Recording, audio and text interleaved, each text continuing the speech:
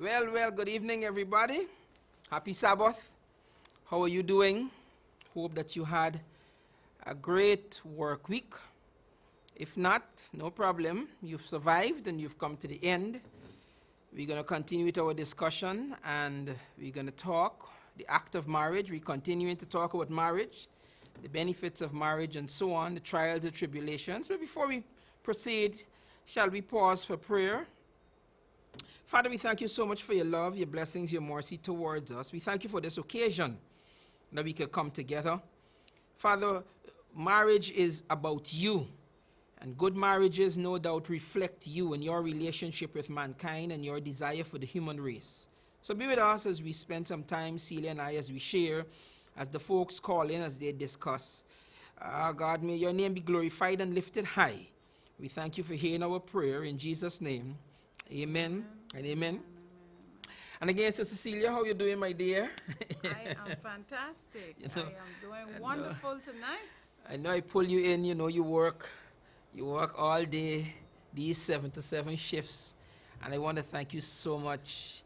You just run in and able to touch up a little and then get back out. So I really appreciate what you do, right? Oh, you're welcome. I see the last time you were trying to hold back some some tiredness.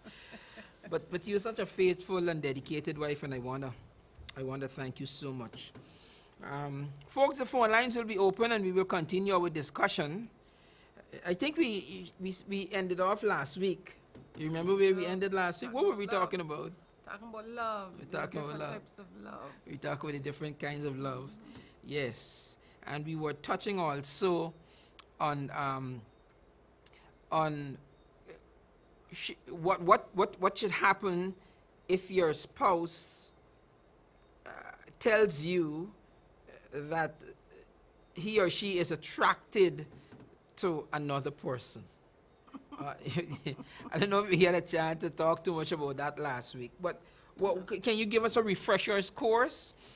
I think we hadn't gone into actually discussing it. We hadn't actually got that far. We started to touch on it. That would have been what we would have decided to do on our next show. So what's your take on that? Should a person be allowed to say, I have a guy or I have a girl who seems to like me? Can you have that kind of discussion in your marriage? You should be able to. You should be. We are looking for marriages without secrets. So as I've always said, instead of somebody coming to say XYZ, you should be the person to tell your spouse this is what happened. Somebody complimented you, whether it was on your dress, whether it was something you said, whether it was something you did, you talk to your spouse about it, because a lot of times what might happen is that somebody else might hear and mention it to you, not necessarily being malicious, but mention it to you. And you may say, but she didn't tell me that, or he didn't tell me that. Or you may not say it, but you may think it, well, how come he didn't say that to me, or he didn't, or she didn't tell me that? So I think to be open, and you say what you need to say. I will say, however, you need to know who your spouse is, because it may be that when you tell your spouse that you might cause some problems. So you need to know who your spouse is. So not everybody can. Not everybody. But if a person is listening, a husband or a wife is listening to us now, you are saying that they should allow their spouse to be that open with them. That is what you're saying. Because I'm saying that because we don't want to have here. If that becomes a secret, then anything else can become a secret. If what becomes a secret? Oh, and when I say secret, I'm talking about you not telling your partner that somebody said something to you. Okay. You understand? For example, let's say a lady was walking down the road, well-dressed lady, and A man, you know, we have a lot of men on the road who do catcalling. No, they don't know you from Adam, and they don't know whether you're married or not, but just looking at you, they might say something the male might say to the female, I like meat on my, I like to see meat on my bones. I like meat on my bones. And it may just happen that the female who he's speaking to is well-rounded. And she goes home and she says, honey, guess what a guy on the street said to me? You know, he likes meat on his bones. No, that might be something that the husband might throw off based on who the husband is. However, also based on who the husband is, he might get mad. And what did you say? And then you might have, you know, some. So you don't. But I think you should be open. So it is not bad, except if the other person is not able to take it. Deal with the situation. Would you recommend it though? Because as I'm thinking. Recommend it, you mean on a general basis? In the sense that I think that sometimes in a relationship, either the spouse might not be appreciative of the other one. Okay, like your husband might get a nice haircut, or he might put on a nice suit or a nice shirt or a nice tie, and the wife doesn't compliment the husband, or the wife might do her hair, and she might wear a nice outfit, a particularly nice outfit, and the husband doesn't offer any accolades. However, she or he goes to work and somebody compliments them. I'm thinking that might be a nudge, okay? That might be a nudge for the other person to pay more attention. So if the wife comes home and says, hubby, you know, today at work, Mark told me that he liked my hair, or something, you know, the husband might say, oh, yeah, but you know, baby, you know, your hair looks really nice. It might be a way of creating, you know, causing the other a kind of a healthy form of helping you to notice each other. Yes. The differences. Because when you get a new haircut, when you get a new hairstyle, if you put on a outfit that you've never worn before, your spouse should be able to recognize that it is something new, and should be able to tell you first of all, we talk about it when we talk about our children. We are supposed to be the ones who say, I love you, and be affectionate to the children. So when they go out and anybody else brings it to them, they already know what it is, so they don't get, you know, spoiled or they don't get, as it were, you know, dad isn't doing this at home, but so they look for it outside. Right, so they won't have to look for it outside. So I think it's the same thing with the couples. If you recognize it at home, then even when you go, so the spouse goes out there and it is said, it doesn't affect you in the way that when you come and say, when the wife comes and say, honey, you know, the man said to me that he loves meat on his bones, he can always say, but I always telling you that. Okay. Yeah, I'm always telling you that. Right, so right. Beautiful. So to me, I think it might help. We need to be more appreciative of our spouses, and we need to talk some more. You know, we need to let the other partner know that they love, that they look good, that you like how they look, and you know, and so on. So I think that it might be healthy. Yeah. All right. And I'm not saying that it will always happen where you recognize at the onset that there's a new outfit being worn or something. You might not necessarily sometimes be based on how your day is going. You might not even realize that your wife just came home from the hairdresser and she has this lovely updo. However, when you do notice it, you need to say something, because it makes no sense to wait for her to go to work next morning with her lovely hairdo to have to come back home and say John said and Fred said and all these people say, for then you to feel bad now that wait, you know, would you say, or you to get an attitude because you would have already said it. So she's just saying, you know, people compliment. Not only that, both males and female like when people compliment them on their well dressedness, if we can On say the, that. on the appearance. People like. Okay, so do I compliment you enough on your appearance? And anytime you don't compliment me enough, No, they can't fight on television. You have to answer. You can't pick a fight with the pastor on television. Oh my God. You compliment me as much as you can. Okay, and you appreciate it? And I do appreciate it. I do appreciate it. I appreciate it too when you compliment me, right? I do appreciate it. So let's see. We have a caller. Let's see if we can take a call and move on.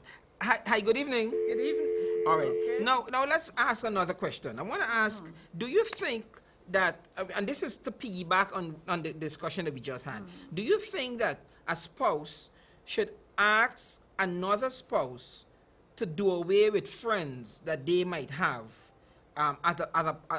in order to keep peace in the relationship, or indeed in order to maintain the relationship? Do you think that spouses should make demands that the other person not engage with friends, not speak to people, whether they be friends or family? I would have said no, but then I would need to ask myself the question, why is one spouse requesting that of the other spouse? Is it that the spouse knows that these friends are not good for you? Is it that the spouse is afraid that these... I mean, no, I'm talking about out of jealousy. Like I said, it's piggybacking on what, right? So if a husband has his wife, and the wife has a friend that always tells her how nice she looks or stuff like that, should the husband tell that wife that she should not have that person as a friend, or vice versa? Now, there's an interesting question. Because basically, so then would she be able to say the same thing? You don't talk to anyone. Either which way, you think that should be a criteria? Because when I think about that in itself, I'm thinking as though you're treating your spouse now like a child. You are sort of saying you can't do this and you can't do that and you can't go here. For me, it's almost as though you're treating your spouse like a child. Now, I can understand if you know for a fact that these people are bad influence on your spouse. I can understand that. But to say that you can't speak to this body, and I actually met a couple where the husband used to do that, where he used to tell the wife she couldn't speak to the neighbor. The situation was that he was not home 24/7. So when he was not home, she was still able to speak to the neighbor who he didn't want her to speak to. So the thing is, you may be setting yourself up for problems, because if that spouse really wants to speak to that person who you said not to speak to, they will find a way to speak to that person without you knowing. And then that becomes a problem, because when that spouse finds out now, then you got problems.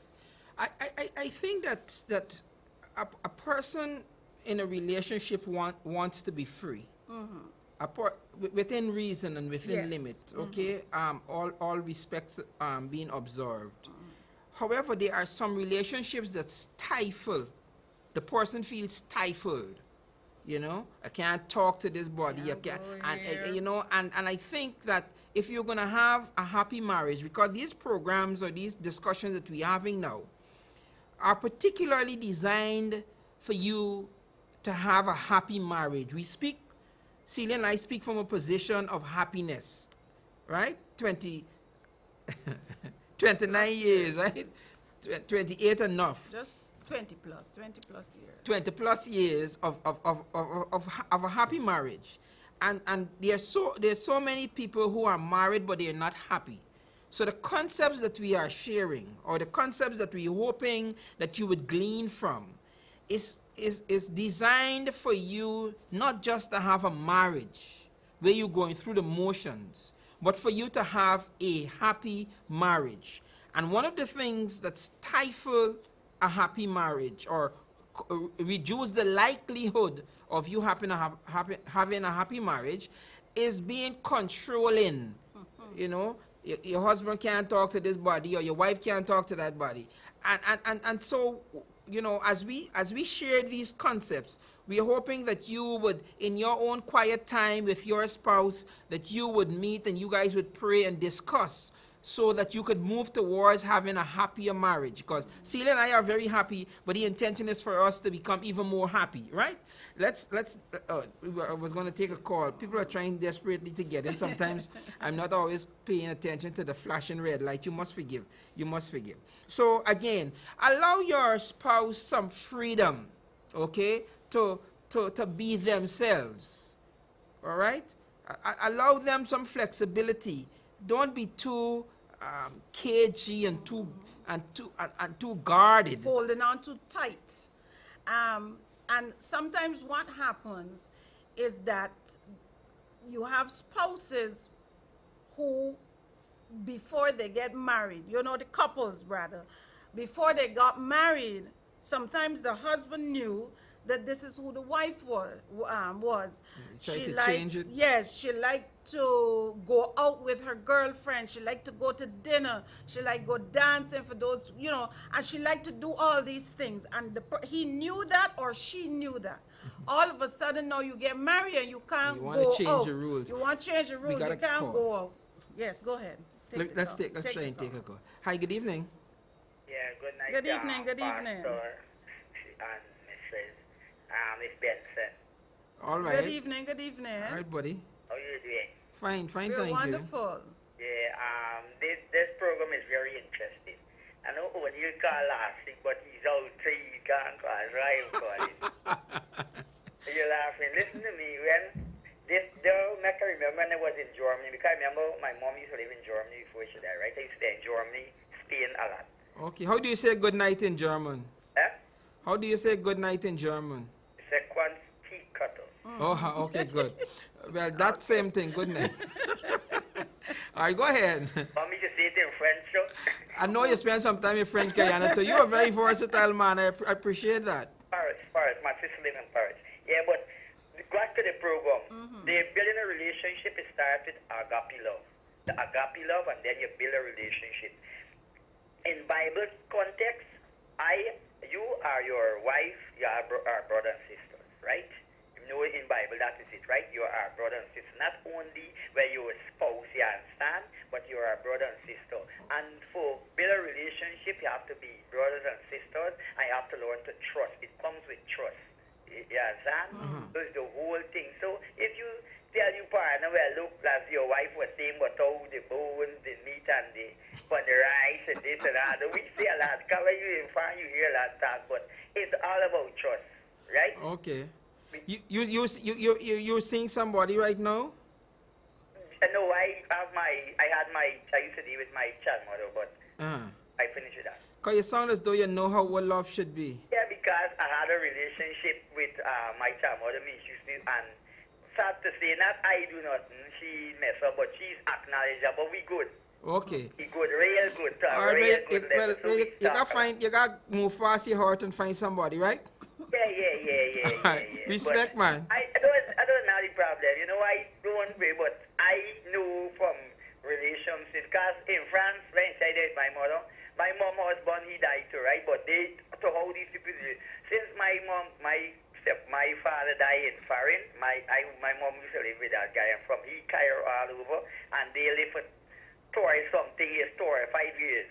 You understand? And they, you know, the relationship, they would have their talks and them, and then he would sit down, he would talk to me. So a lot of things I built through the momentum through his relationship. Okay, beautiful. With my mom. You had a good parental guidance. Good, okay, good, but you good. take care, man. All right. Au revoir. Blessings, Adios. blessings. Okay. I'm trying out my foreign language, right? Okay. Take care. All right. Okay. So you heard him talk of the fact that he had good influences, and so that helped him in his relationship. Let me ask another question here. This is a little tighter question here. Okay. Can you be in a marital relationship but in love with somebody else? Can you be in, when you say in love? I mean, where you find you have more feelings for somebody out of the marriage than you have for the person who you with? Ooh. That's an interesting question. Can you have, somebody might call in and tell us. I don't even know how to answer that question. I guess so. I mean, I'm not sure. I guess so. Is it possible? Is it possible? So then why did you marry the person you married So, in the first no, place? it could be that that the feelings that you develop towards the other person are feelings that came about after you were married. So it is not like you had these feelings. It could be that you had the feelings before. I'm saying also that the feelings could develop after.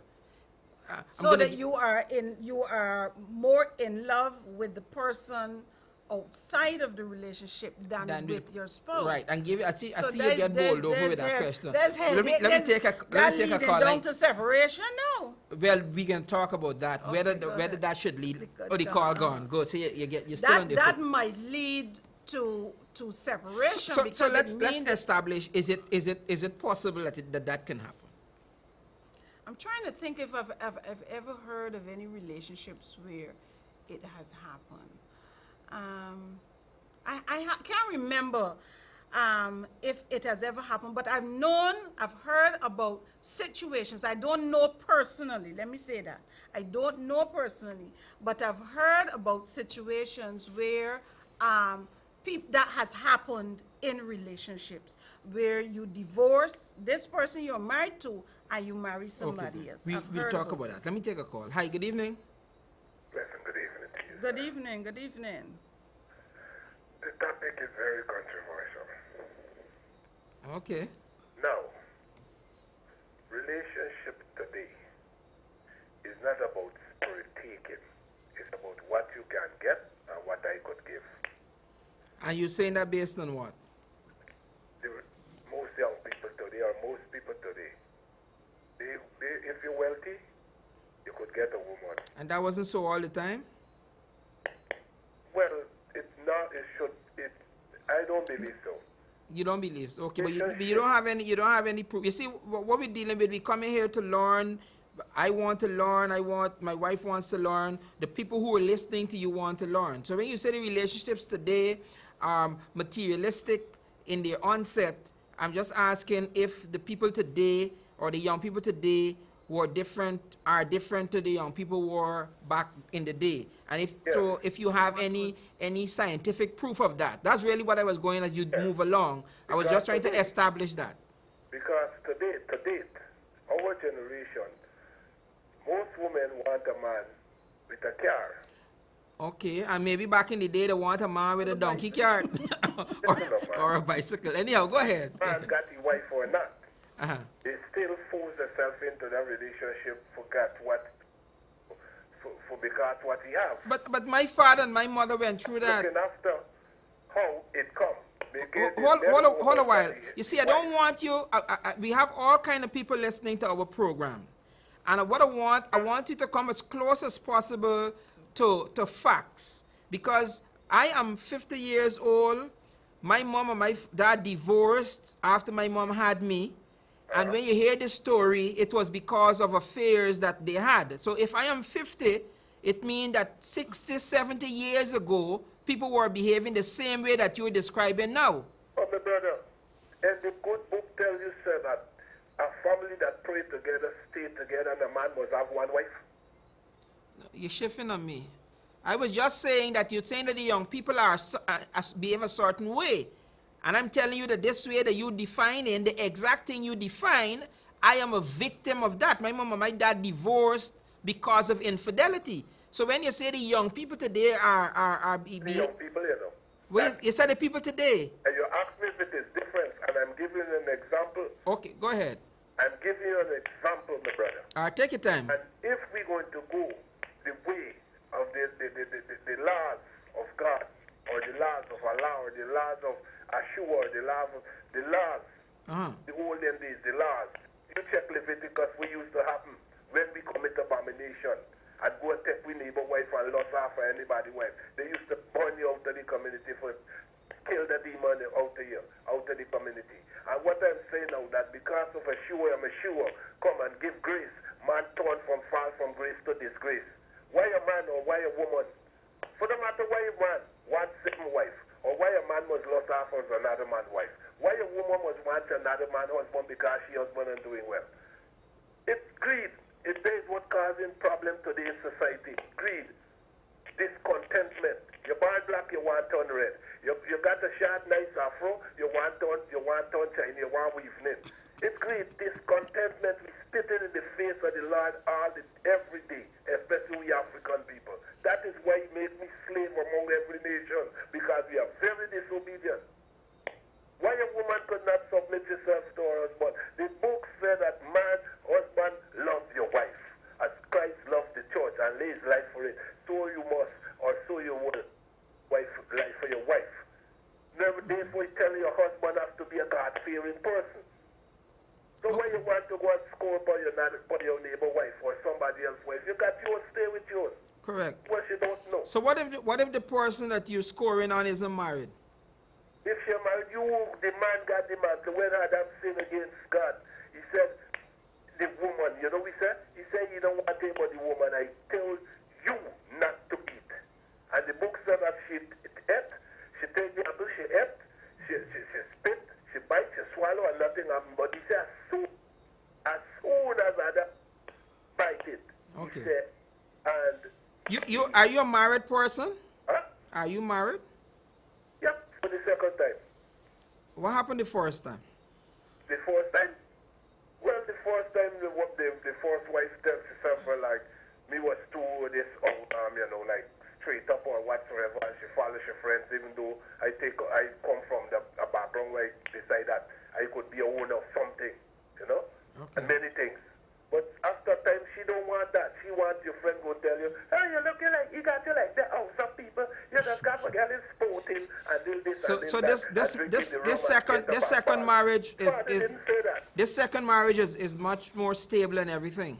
What I pray for, I have it. You know why? I pray for God, fearing woman. So the first time your prayer wasn't answered? When you prayed the first time, what happened? No, I prayed the first time and I make an oath to Father, said that, I make a vow, said that I was serving, but I didn't got time, I was too busy. Okay, so you veer me. Hey, thank you for the call, man. You're a good sport. Yeah, God, blessings. All right. So you hear, the man is, the call is saying that it's a sin problem. Of course, I know it's a sin problem. There's no debating that these problems come as a result of sin.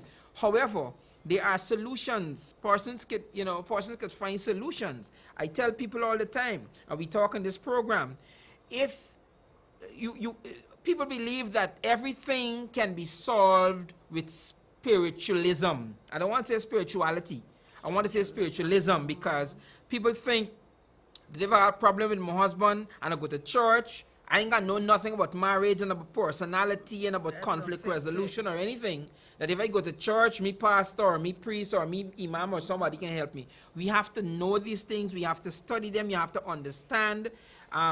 You might even, I was telling a couple only this week, that you have to go to marriage seminars, go for counseling, do things that lend to the upkeep of your marriage. So let's go back to this topic here now as to, you were making a point. Can you love somebody outside of your... What I was saying is I don't know stories personally. Okay, you can't call anybody's name. Yes, I can't. Well, I wouldn't want to call anybody's name anyway. No, not to call them on TV, yes, in my mind, I don't know anybody personally. I do know, or when I say no, I'm acquainted with situations where I heard that this man was having an affair, or this woman was having an affair, and so they divorced the current spouse and they got married to the person who they were having the affair with. So I've heard stories like that. So the thing is, sometimes what may happen is that I've heard people talk about the falling out of love with somebody, where you fall out of love, and because you fall out of love with this person, you start to look outside, and so you discover, if you want to say it like that, you discover that you are in love with this person more than this one, and so they end up leaving that person. I have a take on that. Let's take another call. Yes. Hi, good evening. Oh, good evening, Pastor. Good evening. Good evening. Good evening, ma'am. to you Calling too. to say good evening. Thank you. To enjoy you all so much. Thank you, Mama. So when I go to bed, like I can't sleep, all I'm thinking of what we said. Anyhow, tonight, that's about all. All right, thank you, I'm dear. having a birthday Tuesday, of God's spare life, and I'll be 87. Oh, yes. Oh, man, your voice Yes, sounds very strong. and I thank God for that. Yes, Yep. blessings And on I you. was married, and my husband died about 17 years. Okay. Okay, But sorry. I could still listen to all what you're saying so as to help other young people. All right, thank you. You have the children, your children come around and so on?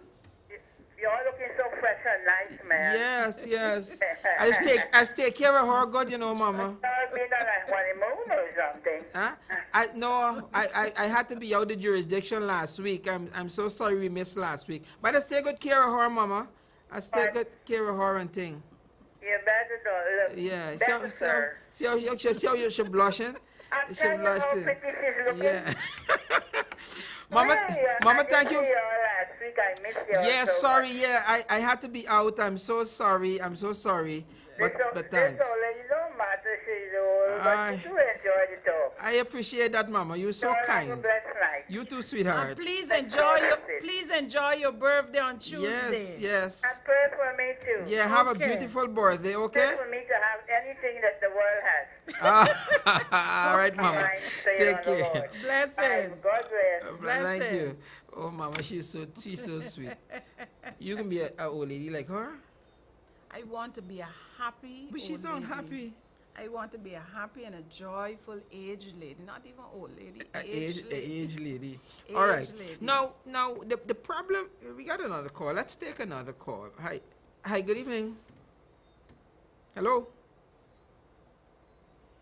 Person in one. Yeah, there is a problem though with falling out of love and into love at the same time. Okay. Because I've done a lot. I do marriage counseling, and I tell people, when you go before God and you say I do, and you promise for better or worse, sickness or health, and you do all of that, when you are contemplating leaving that relationship knowing that you have somebody else that you want to hook up with, you are not being true to God. Of course, you're not being true to yourself because you're lying.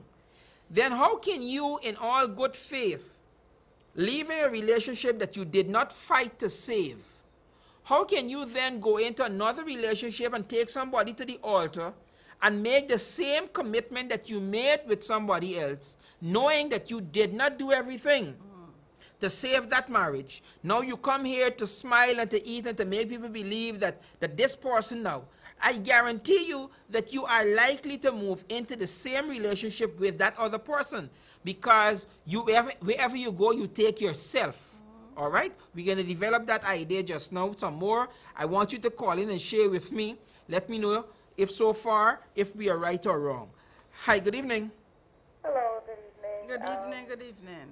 So I've just joined the program. I'm a very young listener, and I must say that you're making quite a lot of important points. As a young person myself who is preparing for marriage, the concept of falling out of love is real, and I think it's something that young couples, young Christian couples need to work on, finding individual ways to continue to keep the marriage more or less exciting. I also like to say that a program like this is one that is very important until we understand that the family and marriage is the foundation of society. Then I think we're going to put more importance on keeping marriages secure.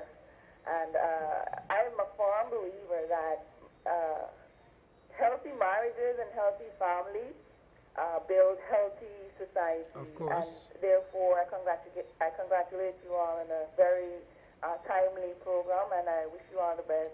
All right, thank you. In right now, it's the first time that I'm Okay, thank you. You know, I'm going to Celia and I, we have plans, and I think beginning next week, God's willing, we're gonna shift a little, and we're gonna get into premarital counseling. We're gonna talk a little about that, because I heard you say something, and I don't want to put you on the spot. I heard you talk about the fact that you are preparing to go into marriage. Sure, what we have found is that a lot of marriage problems that you're having, a lot of problems in marriages today, come as a result of not being properly counseled. Like I said, I don't want to put you on the spot. What we have happening is we have two people coming from two different backgrounds, falling in love, quote unquote, but they were not properly prepared.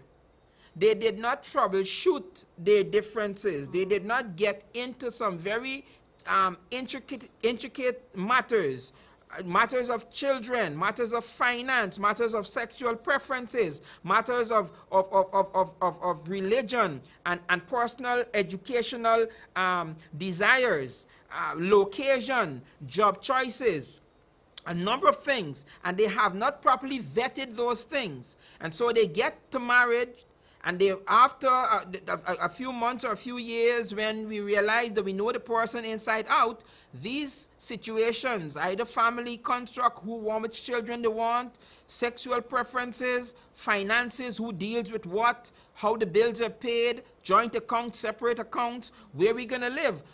You have people who have, surprisingly, academic problems. You gonna study, I thought I was gonna study first. All these things they did not properly go through and vet. And so you have a lot of marriages that are in problems because people go into marriages, they're not properly counseled. I will also be dealing very seriously with pastors and priests and imams who say they're doing marriage counseling when they're not taking people and asking them these tough questions. People are coming to them saying we're in love, and because the people say they're in love, they are blessing that situation only to have down the road, 2-3 years down the road, these same people are complaining about all kind of problems that they did not deal with before they got married. So I am saying, you calling, you're new. What I hope though is that I have said something there that might make you understand that you have to do that. But we'll talk some more. Sure. And so thank you. I went on a little pastors. We have so much, we like to talk a lot. But thank you so much. And we're going to be dealing with marriage, premarital counseling, God's willing, from next week. And I hope that you tune in so that you can get some tips, okay? Most definitely. Thank you so much. Thank you. Blessings. Thank you. Yeah. All right. Good. So I'm saying about this thing where, should we take this, guys? Go ahead. That's what we're here for. Let's hear what the folks have to say. Okay. We can't talk all the time. You can't? No. You tired of hearing me, babe? No. Oh, okay. Just checking. Just checking. Hi, good evening. Good evening, Pastor and your wife. Good evening. Good You evening. know, evening. the act of marriage is very wonderful. Amen. The husband and wife have to understand each other. They have to meet each other along the way. If he has something going on, she got to brace him. If she got something going on, you got to brace her. Also, when you have a problem, you keep it between the two of you and God. Okay. You don't let family get in between. Okay. What about the counselor? You could, if it's a constructive counselor. Okay. Okay. Just And checking. some of them are not constructive. Okay. They All cause right. confusion. Yes, All I right. know that. Anyway, you know yes. something. All right. I met a couple. One was a Hindu and one was a Muslim. And you know what the wife told me? She said, we have no problem. When he has his function, I sit with him. And when I have my function, he sits with me. That's all. Okay. Beautiful. Understanding each other. Thanks for the call. Thanks so much. All right. So, for me, you can't. It is very. I don't want to say too many negative things because I might be speaking to somebody right now. What I'm saying though, you can't be wanting to get out of that relationship you're in now without fighting to save it. You have to fight. When you lie down on your bed at night, after you have decided that you're going to quit your marriage, you must be able to say to yourself and God that you have done everything to save your marriage. And I'm talking to everybody who is married. And I'm talking to, when I say everybody, I mean by class, because we have even spiritual leaders. We have spiritual leaders who are getting out of their marriages, they're getting divorced because they see other people on the outside who might have more of what they think they want, more money, more sexual appeal, more education, or something. And I'm saying that you have got to make sure that if you ever going to get out of your relationship, that you have done everything to save it. Because when you go, as they say, before God, you can't lie to God. You might be able to convince your family that he's a bad man or she's a bad woman and you divorce, but down in your conscience, you know that you did not do everything to save your marriage. Another thing, as you talk, I'm thinking also is that, as you said, wherever you go, you take you. So you jump out of this marriage and you jump into this marriage. And when you get into this marriage, you realize that, okay, well, she is not as bad as this one, but she got issues too.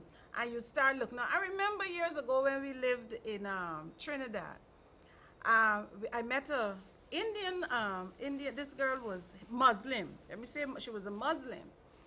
And she had just become the second wife of this man. Just become the second wife. So the marriage probably was about a few months in.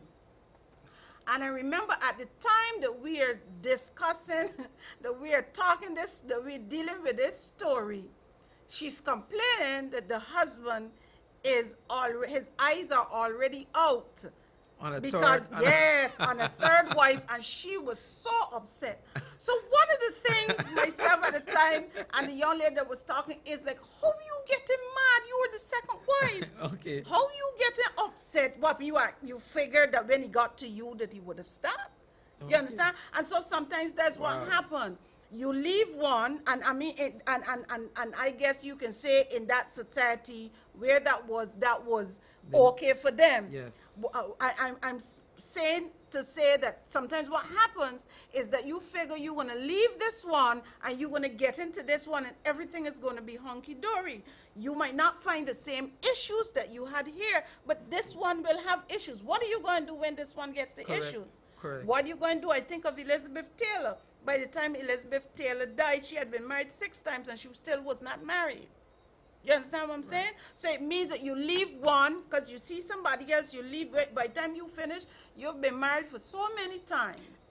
Or what? And still not in love with anybody. Correct. And I think what happens sometimes to those people is that they're so in love with themselves that they can love no one else but themselves. So then they always have to be jumping because somebody always looks like, you know, we can have a good relationship. Grass always greener. Right. And then when you get over there, you realize, well, she got, you know, she might not have nice toes, nice fingers, something about her that is not as appealing as it was before. Because don't forget, you were in here and you want to get out. So whatever was out there looks so lovely, looks so lush, look beautiful.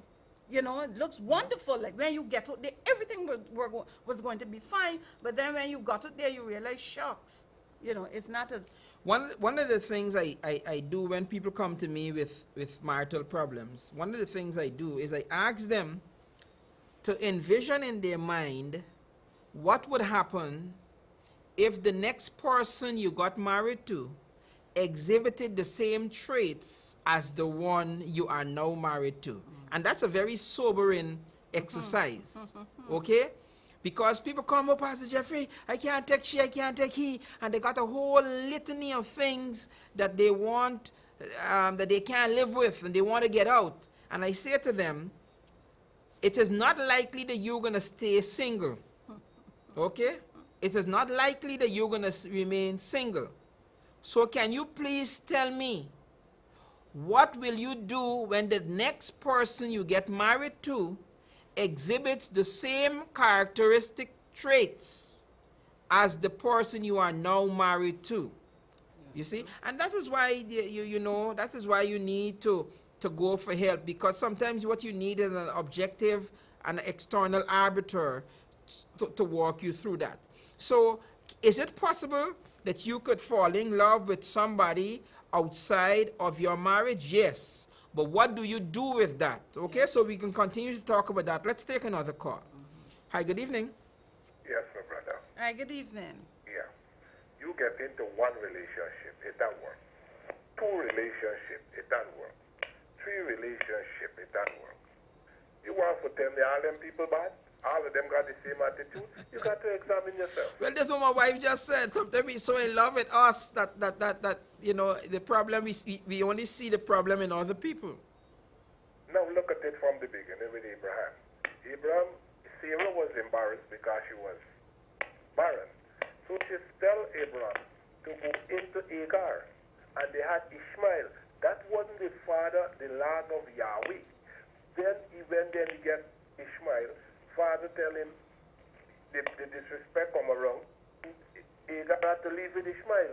And if you go in Genesis 21, 2, he said when the sacrifice, he said take your only son. This when you get Isaac with Sarah.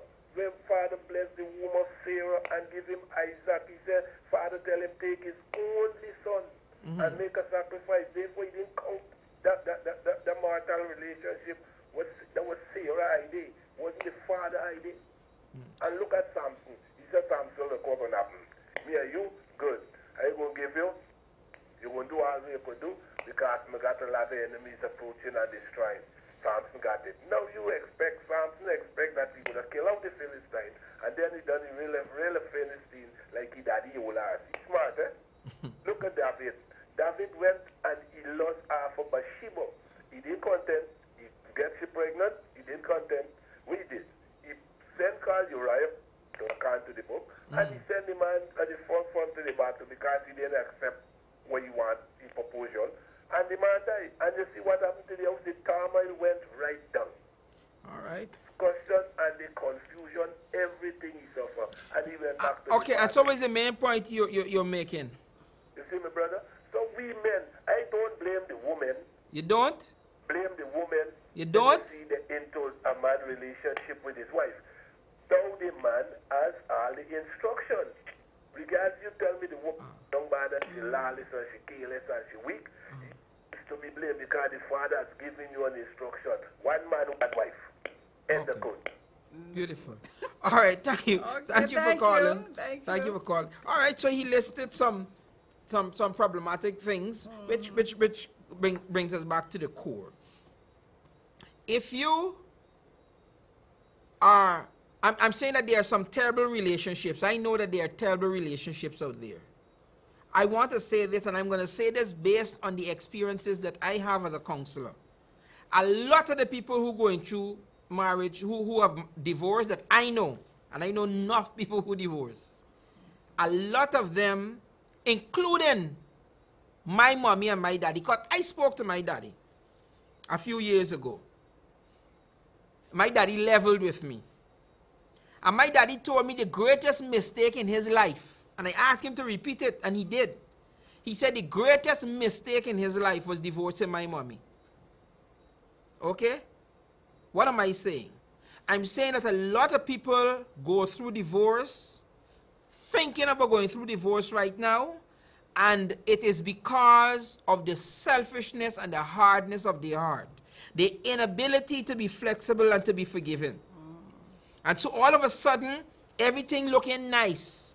When you think about divorce, you feel nice. You feel, how you feel? Free. That's what last lady said. You said I'm going to be free. Yes, I'm going to be free. Free to do what I want. Free to go where I want. I'm just going to be free. That's the word they use, free. But that's not even the truth. Because God did not make us to be single. And I was telling somebody that when I was overseas last week, I was telling somebody that it is a dysfunction. If you are happy, I know a lot of people can if you are happy as a single person, you are dysfunctional. Let me tell you what. You were not created to be by yourself. I am not telling you that you might not be happy as a single person. I am telling you that if you are happy as a single person, you are dysfunctional because you are not supposed to be happy as a single person. So God says it is not good. But what has happened is that sin has caused a lot of complication and stuff like that. But if a man tells me he's happy to be by himself and a woman tells me she's happy to be by herself, I am saying it is because of sin. Somebody did you something wrong, or you saw some relationship that didn't work, or something. But the reason that you want to be by yourself is not because of anything healthy. That desire to be by yourself was born out of some hurt.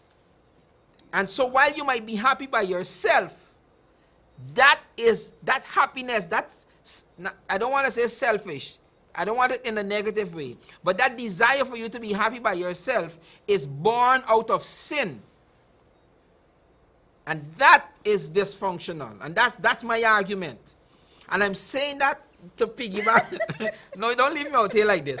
I'm saying that to piggyback on what you said, that some people say they want to be free and all kind of thing like that. If you're that loving, you're going to find somebody, or somebody's going to find you, because the desire and the intent, the natural desire is for you to have companionship.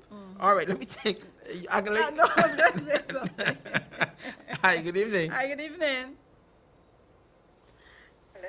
Hi. Yes, good evening. Hi, good evening. I'm watching your program. Can you speak a little louder, please? Thank you. I'm watching your program. It's very interesting. I'm 72 years old, and the topic you were saying there about being single and happy, I totally agree with you. I lost my husband like 2 years ago, and it's the most hurtful thing to be single. Thank you. Saved by the bell. Ellie, my friend, thanks for having your husband. Yes. So, my dear, at 72, you still got another good 10, 15 years. You understand? So if you can find somebody. I don't want anybody.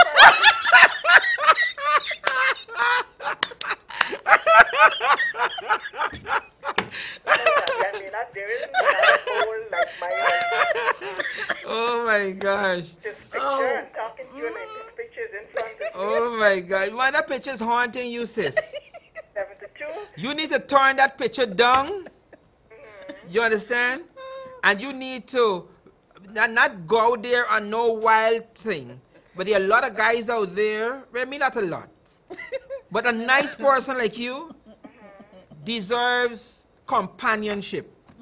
And if there is some gentleman out there who himself has gone through some traumatic experience by the loss of a loved one, or who maybe might never have been married for one reason or another or something. I've been with the loss of a loved one. Yes, dear. I have a very good friend who passed away about 5 years ago. Her husband met me like about 2 weeks ago. Keep talking, keep talking. Listen to this. I like you what hearing. If I had my eyes on you, and I'm like, you have no morals. Why? Why? Wait, come back. Don't hang up. Come here. Come here. Why did you tell the man he has no morals? Because his wife, who passed away, was like a sister to me. Okay. You see that? But the man So did she not. felt- The guy, you see this? If you were listening to this program earlier, we said that it is possible that you could like people or love people outside of the relationship. It's very possible. The man didn't come to you and tell you, girl, I love you, when his wife was alive. He used to be whispering things in my ear. Well, now you're adding, you see, now you're telling me the whole story. You got to tell me the whole story. And I always telling him, look, leave me alone. And he knew that I had my husband too. Oh Okay, my well, no, God. no, Okay, that's I get he can't. I mean, if he was complimenting you, It's a that you different look good, but if story. he's trying to get together with you, knowing that you have your husband, then he can't do no. I was so wrong. No, his yeah, he morals failed the definitely test. He failed the down. test. Yeah.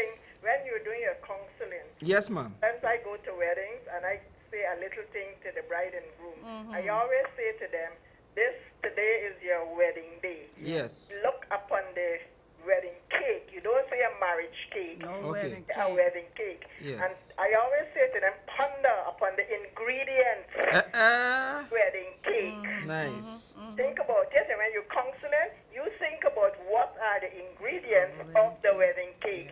Soft things, hard things, rough things, and that's what a marriage is made Beautiful, of. beautiful. So let them look at the wedding cake. Goodbye, Jeffrey. You and your wife have a pleasant evening. Thank you, darling. Goodbye, Oh, she's fun. I like her. I like her. She can find somebody though. She got the temperament. The thing She is, got the sometimes with losing a spouse, and I've had encounter with folks that I know have lost spouses. However, they have regretted marrying, remarrying, because sometimes they say it's better they had stayed single because the people they pick up, the spouses they eventually pick up, sometimes don't always work That's out. one side. That's one side. Let me take a call. Hi, good evening. Hello. Yes, good evening. Good evening, Hey, good speak evening. up a little louder, please. Thank you. Yes. I was trying to find out, right? I'm not hearing you too well, and if I'm not hearing you, the listeners are not hearing you.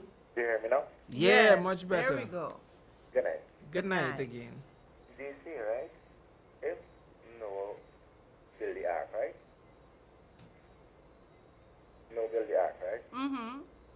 And the ark was supposed to hold 2 animals of each kind in it, right? Mm-hmm. How big was this ark?